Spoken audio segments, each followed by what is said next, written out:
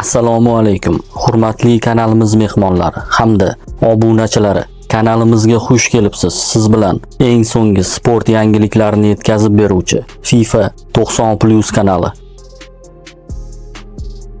Ravshan Haydarov boshqaruvidagi O'zbekiston U23 terma jamoasi iyun oyidagi FIFA kunlarida Fransiya Olimpiya terma jamoasiga qarshi o'rtoqlik o'yinida maydonga tushadi. Uchrashuv 4-iyun kuni Orlean stadionida soat 21:45 da bo'lib o'tadi. Saudiya Arabistonida davom etayotgan 17 yoshgacha bo'lgan futbolchilar o'rtasidagi Osiyo chempionatida barcha chorak finalchilar nomi aniqlandi. Unga ko'ra, O'zbekiston o'smirlari Birlashgan Arab Amirliklariga qarshi maydonga tushadi.